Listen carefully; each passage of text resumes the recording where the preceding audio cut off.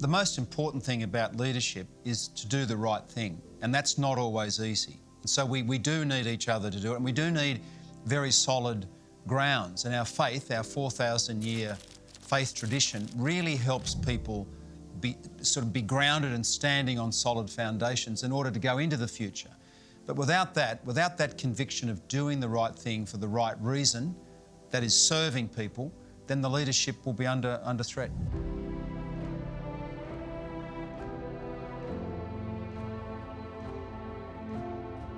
Tim Fischer was a great friend of mine, called me 2 days before he died. He died in 2019, and after that we started the Oration. Tim was Deputy Prime Minister of Australia in the late 1990s. He was Ambassador to the Holy See, the very first one actually, a man of deep Catholic faith and very, very deep civic and public instincts to do the right thing for people. It's a very significant figure. It was Winston Churchill that said that the difference between management and leadership is communication, and Tim was a great communicator.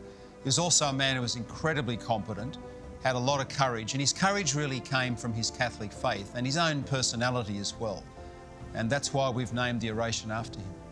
Our founders started with this wonderful vision that we would have a free and a fair society, somewhat different to the older forms of society, different forms of government, etc. And we've had a magnificent history in doing this. We've had our problems, of course, but we've had largely the most extraordinary explosion of wealth and its distribution. Australia is one of the most egalitarian countries in the world, but it's got freedom and fairness at its base. And so the Tim Fischer Oration, Ethics in Public and Political Life, tries to help us sort of maintain this vision and keep promoting it and pursuing it. So we're obviously living in a time of immense change, but the world has been through great changes before. And so what we need in times of great change is to go back and to stand on solid grounds and footings. We also need to stand with each other. So people, I think, in public life, it's become more difficult for them because they're isolated. So we want to try and bring people together and try and get young people to sense that they're not on their own. And when they have that sense of community, then they can go forward, confident they can change the future. It's the Tim Fischer Oration for Ethics in Public and Political Life, and we take our cue from Pope Leo XIII in the modern period, the time of the Industrial Revolution.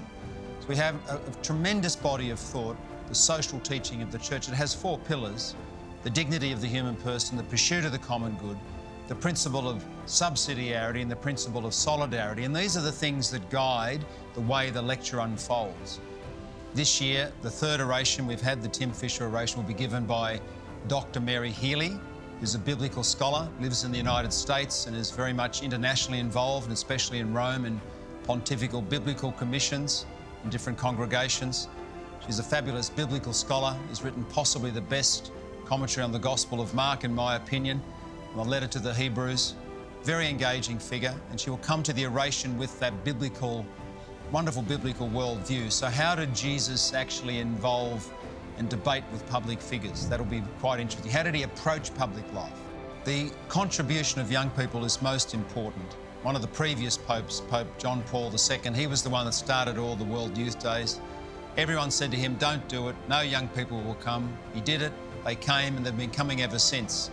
And now, as we can all witness around the country, there's a tremendous interest from young people coming back to faith and coming to faith. So we should have much trust in the young ones. They've got lots to give, and they will give it if we ask them to step up. The oration takes place on the 17th of June, Wednesday the 17th of June at 6 o'clock at Rosehill Gardens. It's the 3rd oration we've had. Most important is the student sponsorship. We find that when people are generous in providing student sponsorships, the tickets are $50, then it enables young people, particularly those in year 11 and 12 and early university years, to come to the oration. And so we get these young ones building for the future. The oration will be magnificent. Mary Healy, our presenter, will be wonderful.